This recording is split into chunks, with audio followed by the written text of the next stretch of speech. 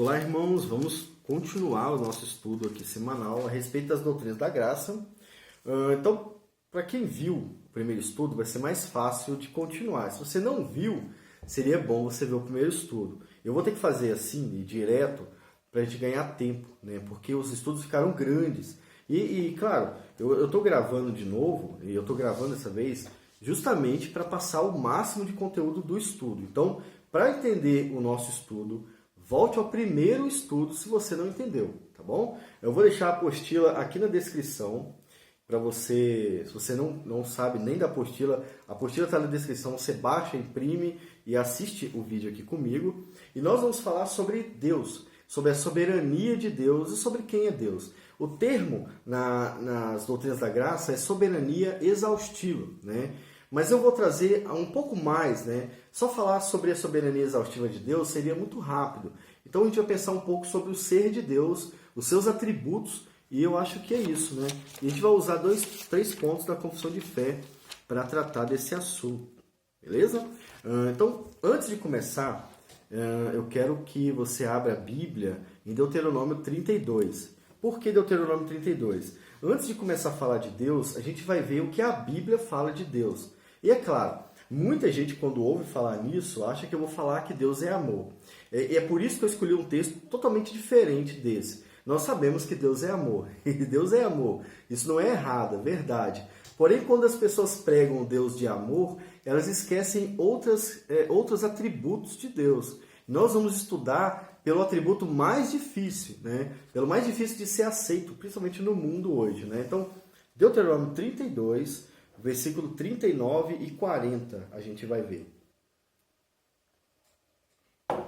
Só 39 e 40, depois leia todo o texto, porque o texto trata do Cântico de Moisés, o último Cântico de Moisés. É um texto bonito, ele vai abençoar as tribos ali depois, no 33, né? E aí Moisés morre no 34. É um texto muito interessante, tem muita declaração importante aqui, mas vamos focar no 39 e 40. O texto diz o seguinte: Vede agora que eu o sou, e nenhum Deus há além de mim. Eu mato, eu faço viver, eu firo e eu saro, e ninguém há que escape da minha mão. Porque levantarei a minha mão aos céus e direi: eu vivo para sempre. Texto pequeno, parece pequeno, tem muita coisa nele. Eu vou dar uma resumida para ficar um pouco mais fácil de compreender a questão da Bíblia, como ela revela o ser de Deus, e aí a gente continua na confissão. Primeiro ponto importante está no início. Vede agora que eu sou, que eu o sou, e mais nenhum Deus há além de mim. A primeira coisa que a gente precisa pensar a respeito de Deus é que ele realmente é um Deus. Né? Não há três deuses, ele é um Deus. E não há nenhum outro Deus que seja algo perto de Deus. Só existe um Deus que é existente. Só ele só um ser de Deus. Esse ser de Deus, ele se manifesta ao cristianismo, que na verdade não é uma religião que adora a Deus, não. É a religião de Deus. A religião criada por Deus, pelo Deus verdadeiro, é o cristianismo. Só o cristianismo aponta para o Deus verdadeiro. Isso pode ser pesado para alguns liberais, mas essa é a verdade. Os outros deuses do mundo não têm nada de Deus. As outras religiões não revelam nada além da justiça de Deus sobre eles mesmos, tá? Então nós precisamos entender que não existe nenhum Deus. E Deus é um ser. Nesse caso, né? Ele é algo que existe, ele não é uma sensação, ele não é ele não é um poder do cosmos, não, ele é um ser, né?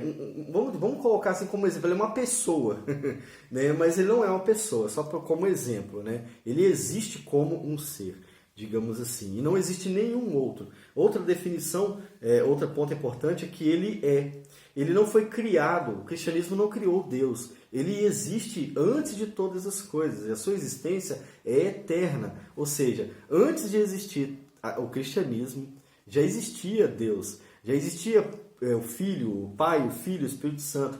Eles não são criações do cristianismo. Bom, no futuro, essa informação vai ser colocada contra a parede, mas a gente tem que manter aquilo que a Bíblia mostra. A Bíblia vai falar lá em Gênesis 1 que no princípio criou Deus os céus e a terra, ou seja, um ser existia e criou todas as coisas. Esse ser é o ser de Deus. Ele é o único da sua espécie também. Não existem outros deuses como Deus, criando outras realidades como a nossa. Não existe outros deuses. Não é que esta é a criação de Yahvé e existem outras criações de outros seres como ele, não. Só existe Yahvé. Ele é o único que existe, tá, irmãos? Esta ideia pode até parecer um pouco simples demais, mas não é, tá bom? Vocês vão achar muita coisa diferente por aí afora. Deus ele tem autoridade completa sobre a criação. Deus ele deu a vida no início, né? No princípio criou Deus os céus e a terra. Esse ato criativo de Deus é o ato de dar vida a algo que nem existia. Então, a vida da terra é dada por Deus. A vida dos animais é dada por Deus. A vida do ser humano é dada por Deus. E ele é o dono da vida e da morte. Por isso que o texto vai falar, eu mato e eu faço viver. E Deus não está dizendo que ele é injusto porque ele mata. Ele não fala assim, não, eu mato a hora que eu quiser. Não é assim que ele está falando. Ele está dizendo que ele brinca com a vida das pessoas. A Bíblia não está falando isso. Ela só está dizendo que é Deus quem mata e é Deus quem faz viver toda a vida de todas as pessoas do universo, não, da Terra, né? Eu não acredito em vida fora da Terra, mas enfim. Toda a vida no universo pertence a Deus. Todo ser humano está na mão de Deus. É isso que ele está dizendo. E claro, a gente pode estender isso à criação, sim, Devaí. Não existe vida em outros lugares, mas existem os planetas. Os planetas também têm algo da vida de Deus, porque eles são fruto da criação de Deus. Sim, nesse aspecto, correto. Tá, correto. Ele é o único que tem essa autoridade. Eu vi um comentário numa Bíblia que dizia que Deus nos deu liberdade sobre a vida, para escolher a vida e a morte. Não, nós não temos liberdade para escolher a vida e a morte. Toda a vida pertence a Deus. A Bíblia é muito clara, né? Eu é que mato e eu é que faço viver. Então, o ser humano não tem essa autoridade para nada. Se você, por exemplo, é uma menina cristã e engravida, você não engravidou porque você e um outro ser humano tiveram relações. Não apenas por isso. Você só engravidou porque Deus quis que isso acontecesse. Então, se um justo morre, Deus quis que ele morresse. Se o ímpio morre, Deus quis que ele morresse. Se uma criança, se um adulto, se um velho, toda a vida está na mão de Deus. Isso é importante ter em mente, porque Satanás, ele às vezes dá a impressão, ele tenta passar a impressão de que ele tem as pessoas na mão, né? Ele mata pessoas, não mata ninguém. É só Deus que tem autoridade sobre a vida e a morte. Outra informação importante é que ele está acima de todo ser humano. Aqui no versículo 40, nós temos essa informação. Porque levantarei a minha mão aos céus e direi, eu vivo para sempre. Não há nenhum ser que pode e que vai ser exaltado além de Deus. Hoje, na nossa teologia meio que pagã e meio que cristã, nós vemos pessoas falando que Deus vai te exaltar, Deus vai te colocar como cabeça, né? Ou Deus vai te colocar no topo. Essa informação é falsa. Deus vai ser exaltado sobre toda a criação. Ele não exalta o homem, ele não muda o status do homem para semideus, nunca. Então, quando alguém disser para você, no culto lá, Deus vai te exaltar. Não, calma, irmão, calma. Deus não vai me exaltar porque ele é exaltado. Ele é soberano sobre tudo. Deus vai talvez melhorar a minha vida, mudar a minha história, mas me exaltar... Calma, é forçação de barra. Vamos com muita calma nessa hora, tá bom, irmãos? Só Deus é exaltado. Então veja quantas declarações de Deus. Por exemplo, eu firo e eu saro, e ninguém há que escape da minha mão. A justiça de Deus alcança todas as pessoas. E ninguém pode escapar das suas mãos. Seja para a justiça, seja para a bênção, né? Hoje a doutrina arminiana fala que você pode negar a graça de Deus, né? Como você vai negar a graça de Deus?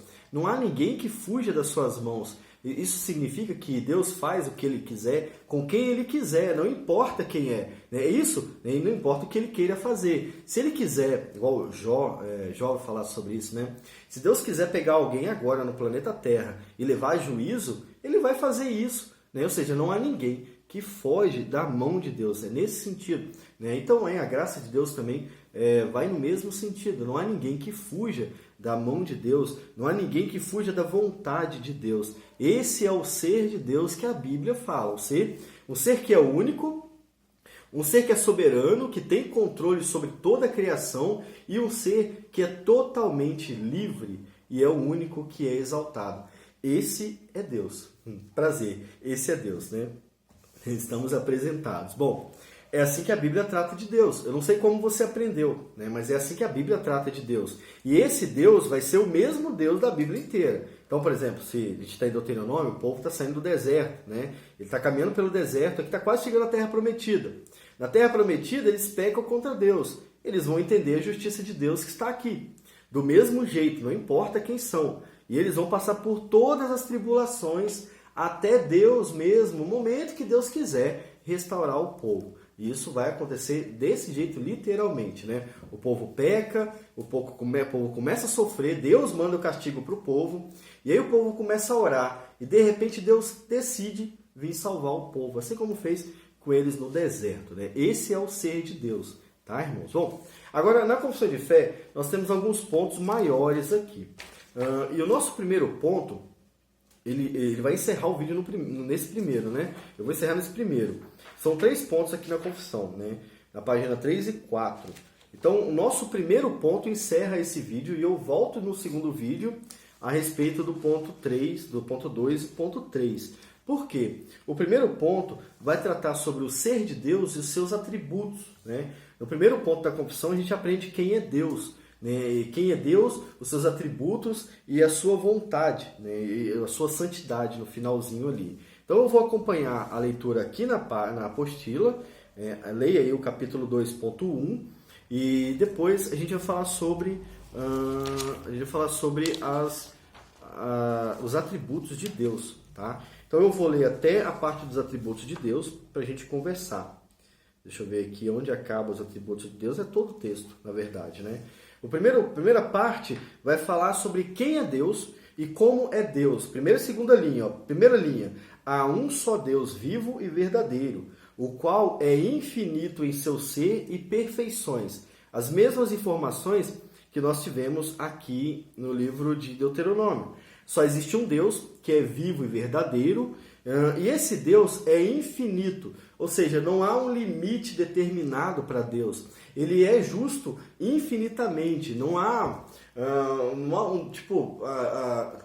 tem aquela ideia de que para tudo há limite, para Deus não há. Então, por exemplo, a sua justiça não tem um limite, né? Ele é justo e pronto. O seu amor não tem um limite, aqui acaba o amor de Deus. Não, o seu amor é infinito e pronto. Ele é amor, ele é justiça, ele é bondade também, ele é misericórdia. Então, nesse sentido, o ser de Deus é infinito e as suas perfeições também são infinitas. As perfeições está se referindo aos seus atributos que a gente vai ver mais para baixo aqui. Então, no primeiro ponto aí nós vimos que Deus só existe um Deus e os seus atributos são infinitos. Para saber dos atributos de Deus que são infinitos, é bom a gente ler na Bíblia, né? E a gente vai ler bastante a Bíblia nesse estudo. Abre aí, por exemplo, em Salmo 103, para você ver como é que a Bíblia descreve os atributos de Deus e como ele é infinito em seus atributos. Salmo 103, versículo 17, né, diz o seguinte, vou esperar você abrir aí, para mim ler também. Versículo 17, mas a misericórdia do Senhor é desde a eternidade e até a eternidade sobre aqueles que o temem. Ou seja, não há um limite para a misericórdia de Deus. Isso vai ser aplicado a todos os atributos de Deus, como a confissão de fé fez, tá bom? A gente também tem o Salmo 139, versículo 4. Eu não lembro qual foi a aplicação que eu fiz na live, mas eu vou... sim. Esse aqui vai mostrar como a onisciência de Deus é infinita, né? Então, abre em Salmo 139, versículo 4, que diz o seguinte, pausa o vídeo, volta quando tiver achado. não havendo ainda palavra alguma na minha língua, eis que logo, ó Senhor, deu 11 horas, logo, ó Senhor, tudo conheces. Qual é o limite do conhecimento de Deus? É só um exemplo, depois deixa eu falar sobre todos, separados. Algumas pessoas ensinam que Deus ele é onisciente porque ele enxerga algo que nós vamos fazer. O salmista ele está assim, sendo até esperto em falar que Deus ele conhece aquilo que eu ainda vou dizer. Por quê? Para que eu diga alguma coisa, eu tenho que pensar. E para pensar, eu tenho que começar um processo para isso, né? Você começa a pensar e aí você fala. Algumas pessoas pensam rápido demais, né? E não conseguem nem falar. Às vezes eu sou assim, né? Às vezes eu engasgo, eu gaguejo. Não é porque eu não sei o que eu vou falar, é porque eu estou tão longe no meu pensamento que eu engasgo quando eu vou falar. O salmista está dizendo que antes de você falar, antes de você pensar, antes de haver o processo de criação de um pensamento na sua mente, Deus já sabe o que você pensou. Ele já viu o seu pensamento e ele sabe o que você vai falar. Então, a onipotência, a onisciência de Deus não se limita à sua criação. Ela está acima da sua criação. Muita gente vai falar que Deus só decreta todas as coisas porque ele viu o que iria acontecer, né? E ele só decretou algumas coisas porque ele viu as nossas opções, né? As nossas escolhas, né? As nossas escolhas determinam o decreto de Deus, mas essa não é uma verdade bíblica. O salmista está falando que antes de haver uma escolha para você, Deus já sabia o que ia acontecer. É isso que ele está falando. Então, isso expande a ideia de Deus como um ser infinito, né? E seus atributos também como infinitos. Na segunda linha, nós lemos que Deus é Espírito. O principal texto a respeito disso é o texto de João 4:24. Nós sabemos que Deus é Espírito, né? E Jesus fala, Deus é Espírito, e Ele quer que o adoremos em Espírito e em verdade. João 4, versículo 24. Deus ele não tem um formato, né? E nós não sabemos como é. Assim, pode até ser que Deus tenha um formato, mas nós nunca vamos entender esse formato. O que nós sabemos é que Ele é Espírito. Tá? Não só o Espírito, mas um Espírito Santíssimo, um Espírito puríssimo, né? Porque o mal não surge de Deus. Ele é puro, ele é santo, ele é verdadeiro. Não há mal, não há mentira, não há injustiça. No ser de Deus só há luz, digamos assim. As trevas estão nas criaturas por causa do pecado. Deus é luz, o próprio texto vai falar, né? Aí nós temos o texto de Êxodo 3, que vai demonstrar Deus aparecendo como um fogo, né? Isso, eu gosto de usar esse texto, porque como nós geralmente pensamos que Deus tem um formato, nós agora vemos Deus como um fogo, né? Então, que parte do corpo de Deus é um fogo, assim, é o formato de um fogo, né? Mas isso serve para ilustrar como Deus se manifesta, né? E por que Ele se manifesta de várias formas diferentes? Geralmente essas manifestações de Deus estão ensinando sobre quem Ele é. Então, por exemplo, aqui em Êxodo 3, no versículo 4, a gente tem Moisés vendo ali, no versículo 2, aliás, a gente tem Moisés vendo a sarça pegar fogo e não queimando. Aquele fogo era a presença de Deus. Deus ele não é um fogo, né? Mas o fogo representa a pureza de Deus. O fogo purifica as coisas, né? De Paulo até usa uma expressão falando que as nossas obras serão purificadas com fogo. Ele não fala para a gente especificamente, acho que é Coríntio, para o escrito de Corinto que ele está falando, mas ele fala que as obras serão purificadas com fogo. O que é sujo será queimado e o ouro fica. Né? Não é naquela ideia de que na hora de purificar o ouro, as impurezas ficam para cima e são retiradas, né? Então, Deus, ele, quando aparece para Moisés como um fogo na sarça, ele está demonstrando o seu estado puro e purificador, né? É isso interessante. E quando ele aparece em outros aspectos, como por exemplo, os olhos de Deus estão sobre toda a terra, não significa que ele tem um olho, mas que ele contempla toda a terra. O ser de Deus contempla toda a terra. É bem interessante pensar nisso, né, para que a gente não ache que Deus que dá para desenhar Deus, por exemplo, né, não dá para ilustrar o ser de Deus, não tem como ilustrar o ser de Deus, tá, irmãos? Aí nós passamos para os atributos de Deus, que a gente vai encerrar, que é onde nós vamos encerrar. Primeiro atributo que a confissão de fé fala. Terceira linha, Deus é imutável. Por que ele é imutável? Imagina que algumas pessoas acreditem que Deus ele aprende algumas coisas. Como as pessoas acreditam nisso? Por exemplo, a confissão de fé tô limpando mesmo óculos, tá? A confissão de fé das Assembleias de Deus diz que Deus decreta a salvação. Aliás, a confissão de fé que fala? Não, o dicionário Vini diz que a base dos decretos de Deus é aquilo que o ser humano faz, né? Ele vai dizer mais ou menos isso, aquilo que Deus viu o ser humano fazendo. Ou seja, Deus ele muda. Então, nesse caso, ele precisou aprender antes com o ser humano para decretar o que ele ia fazer. Isso faz de Deus alguém que aprende, né? E Deus ele é imutável. A Bíblia fala que ele é imutável. Ele não muda do início ao fim. E pelo contrário, né? Jesus disse, eu sou o alfa e o ômega. Ou seja, ele é o início e ele é o fim. E não tem como Deus aprender. Tá? Deus aprendeu com o ser humano, então agora ele decretou a salvação daquele ser humano. E de tantos outros do mesmo jeito. Não, a Bíblia vai mostrar um Deus que não muda do início ao fim. Sabe? Deus não precisa aprender. Ele não aprende e nem esquece de verdade, de fato de verdade. Ele já é tudo que há de existir, né? Deus também é imenso, né? Nesse aspecto da imensidão, nós temos dois problemas. Como é que Deus pode ser imenso? E eu perdi meu chinelo de novo. O Ricardo adora quando eu perco meu chinelo. Cadê meu chinelo? Tá aqui. Deus ele é imenso no sentido de não haver espaço que caiba o seu ser, né, porque ele é infinito, e ele é imenso no sentido de ser inalcançável. Ou seja, nós vamos crescer, vamos evoluir, mas jamais chegaremos perto de Deus. Muitas doutrinas tentam fazer com que Deus rebaixe a si mesmo para ficar nível a nível do homem. A Bíblia não fala isso. Vocês viram o texto de Deuteronômio falando? Dali é o Deus verdadeiro falando. Ele está dizendo que ele é infinitamente superior e que ele faz o que ele quer. Então algumas doutrinas tentam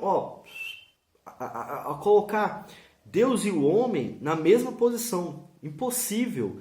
Deus é imenso. Não tem como o ser humano subir ao ponto de chegar até Deus e nem descer ao ponto de chegar até Deus. Nem Jesus, que desceu para a terra, se comparou ao homem em todos os aspectos. Jesus era um homem em qual aspecto? Ele era um homem só. Ele pensava, ele falava, ele chorava, né? Jesus chorou, mas ele não era igual a um homem no sentido de seus pecados. Ele não pôde se rebaixar, ele nunca vai se rebaixar ao nosso status de pecador. E o ser humano também não pode se elevar ao status de Deus, obviamente. Então nós temos o texto, por exemplo, lá de 1 Reis, né? 1 Reis é um texto que declara isso, é bem interessante. 1 Reis 8, aqui, 8, 27. Né? A gente tem aqui Salomão falando sobre o templo. Né? E Salomão faz uma pergunta. Cadê? 8, 27. Nossa, o capítulo 8 é grande, né? Nem lembrava. 8, 27. Na verdade, o texto diz, mas, na verdade, habitaria Deus na terra? Eis que os céus e até os céus dos céus não te poderiam conter, quanto menos esta casa que eu tenho edificado. Ou seja, Deus ele é tão grande, tão imenso, que na verdade nem o céu e o céu dos céus poderiam conter Deus. Vocês não tem como ele caber em algum lugar. E aí a gente tem uma outra problemática, né? Como é que Deus ele é imenso desse jeito? Ele não pode ficar em um lugar, né? E tô um pouco tenso. Como é para membros, eu posso fazer isso, né? Como é que Deus pode ser tão imenso e não caber em um lugar, em um templo grandão, e pode ao mesmo tempo estar dentro de mim pelo Espírito Santo? Né? Isso é uma coisa que a gente não consegue explicar. Mas a Bíblia fala que sim, que o Espírito Santo está dentro de todos os crentes. Como o Espírito Santo é Deus, né, a nossa explicação geralmente é qual? Deus ele está em todos os lugares ao mesmo tempo e a sua manifestação se faz em alguns lugares. É isso, Deus está em todos os lugares, mas se manifesta aonde Ele quer. É isso, deu um branco aqui, mas eu lembrei. Então é assim que a gente resolve esse problema. Deus ele está em toda a terra, a sua presença preenche toda a terra, mas a sua manifestação é vista aonde ele quer apenas. Então é assim que a gente explica, né? O próximo atributo é de que Deus é eterno. Cadê? Deus é eterno e ele é incompreensível. Esses atributos que a gente está tratando, a gente chama de atributos incomunicáveis. Por quê? Eu esqueci de falar lá atrás.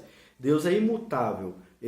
O ser humano não consegue ser imutável. Logo, Deus não comunicou esse atributo ao ser humano. Deus é imenso. Logo, nós não podemos ser nesse sentido imenso também. Deus é eterno e nós não podemos ser também.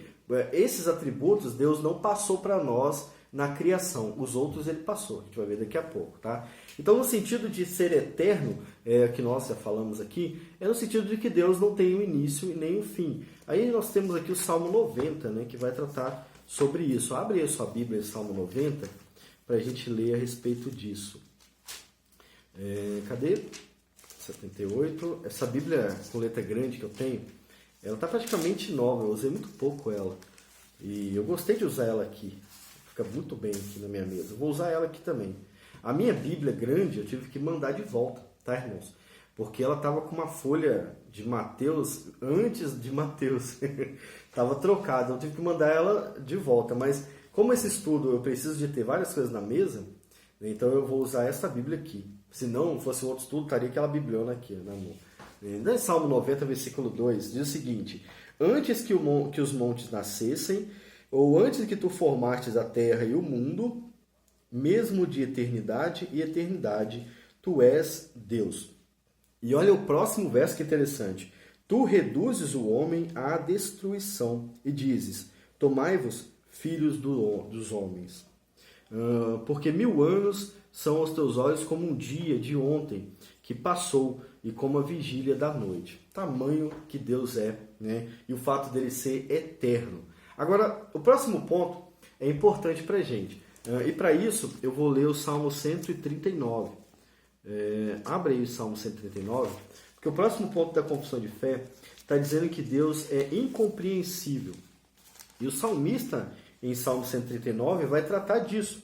No Salmo 1, no Salmo 139, versículo 1, nós temos uma declaração sobre a onipotência de Deus, que é muito importante porque muita gente não enxerga a onipotência de Deus até naquilo que ele faz em nós, né? Mas olha como o salmista enxergou: Senhor, tu me sondastes e me conheces.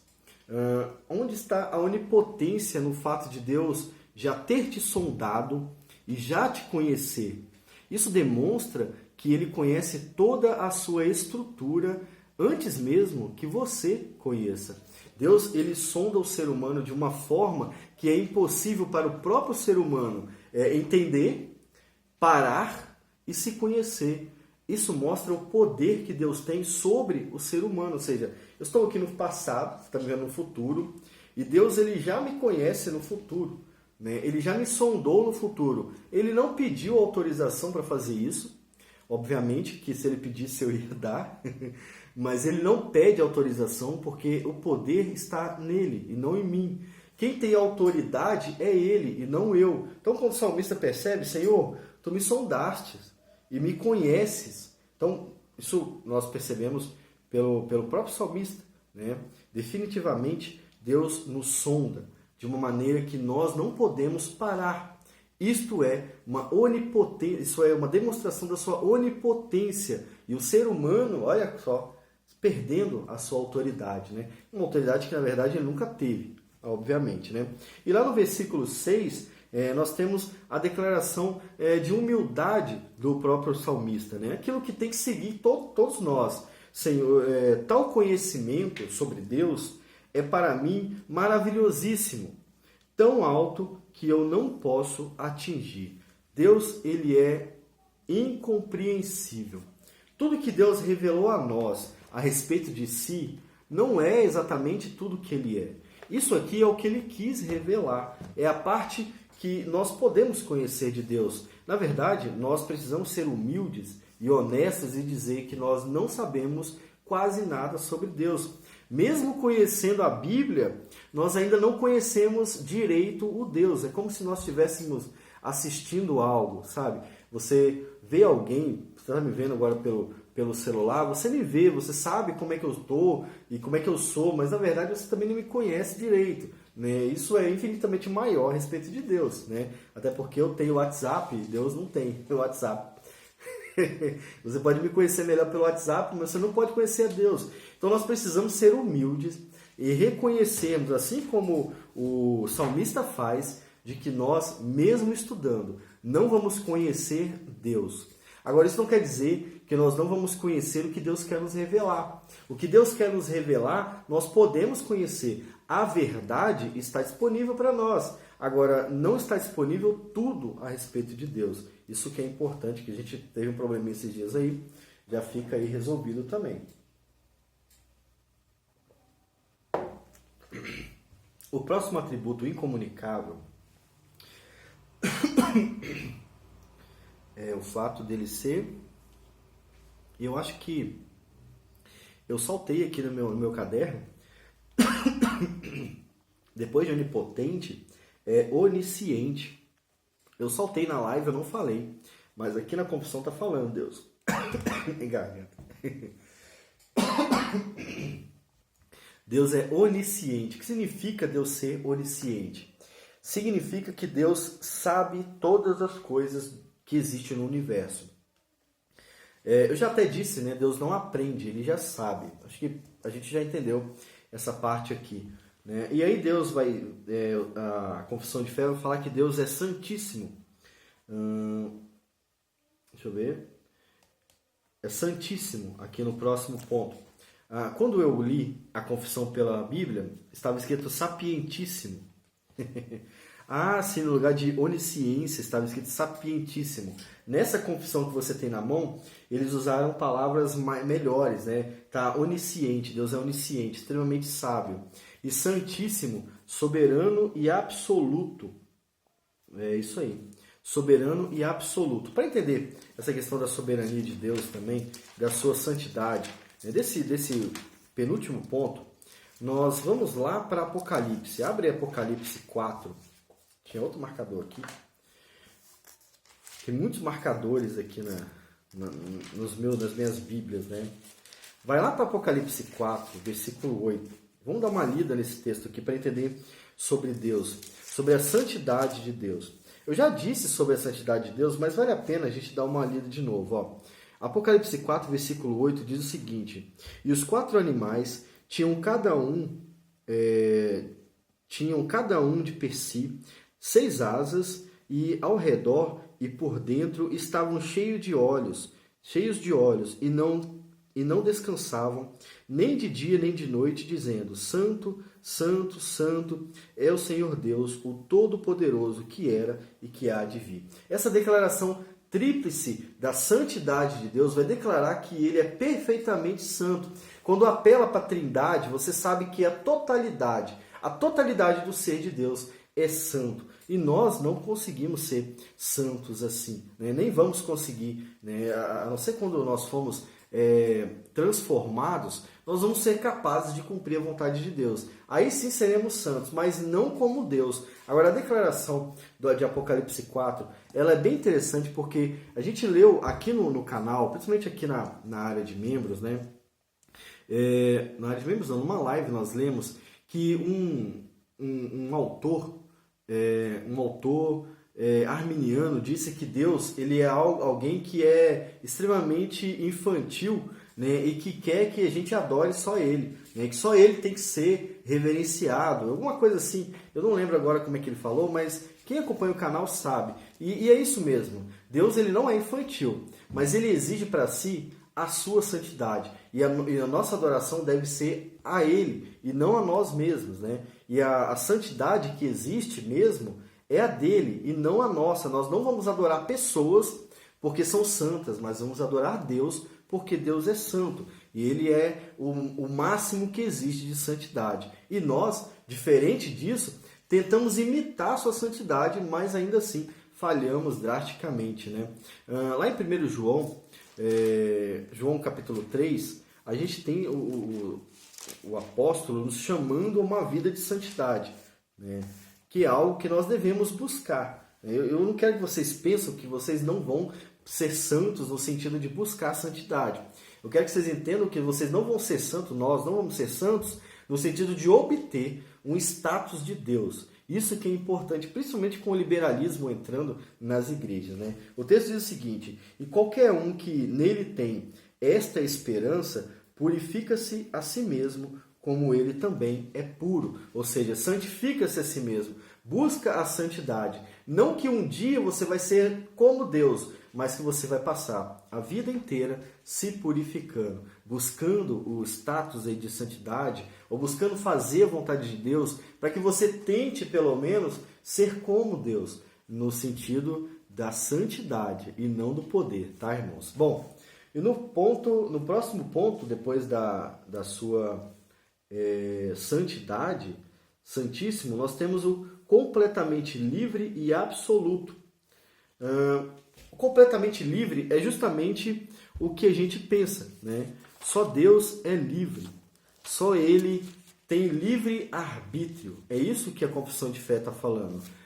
E Deus faz tudo o que Ele quer do jeito que Ele quiser, né? E com quem Ele quiser. Nós já falamos isso, ficou claro?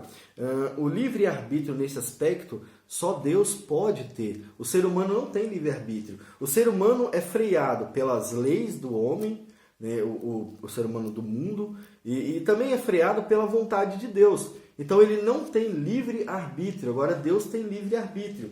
Deus no início criou os céus e a terra. Quais regras ele respeitou para criar os céus e a terra? Nenhuma, porque ele não precisa de regras. Ele é completamente livre. Ele criou a terra do jeito que ele quis. As leis da física, as leis da ciência foram criadas por Deus também. Ele não respeitou nenhuma lei da física. Ele criou a lei, né, e todas as coisas que existem. Esse aspecto é bem importante, né?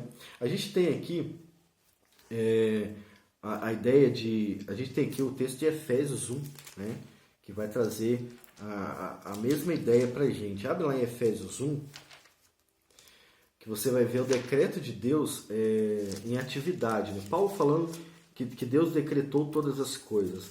Efésios 1, versículo 11, diz o seguinte: nele digo, em quem também fomos feito herança, havendo sido predestinados conforme o propósito daquele que faz todas as coisas, segundo o conselho da sua vontade. Ou seja, Deus quis determinar quem ele salvaria e ele fez do jeito que ele quis. Esta é a informação que Paulo nos passa. Deus é totalmente, completamente livre, tá? E olha que a gente nem entrou na questão da salvação, da soteriologia, né? Depois disso, e nós podemos resumir, eu vou pegar aqui para resumir, nós temos os atributos comunicáveis de Deus. Nós não podemos ser livres como Deus é livre. Então, até aqui, na confissão, foram os atributos incomunicáveis. Daqui para frente é aquilo que Deus, na criação, comunica aos seres humanos. O que ele comunica? Né? Por exemplo, o amor. Né? Deus, ele é amor e por isso nós podemos amar também. Por ele ter comunicado isso a nós, nós também podemos amar. Aonde que está aqui na confissão de fé? Deus é cheio de amor. Ele é gracioso e por isso nós podemos demonstrar graça às outras pessoas. Esse atributo aqui, tanto esse atributo quanto o atributo do amor e os outros atributos comunicáveis estão também nos ímpios. Só que nos ímpios, eles têm dificuldade de demonstrar. Até nós temos dificuldade, mas os ímpios ainda mais, porque o pecado cega o ímpio e atrapalha esses atributos também. Então, o ímpio não consegue amar do jeito que um cristão sabe amar. Ele não consegue ser gracioso como o cristão sabe. E nós, cristãos, não sabemos amar como Deus ama, mas podemos demonstrar o seu amor uns aos outros de um jeito diferente. Um pouquinho de água.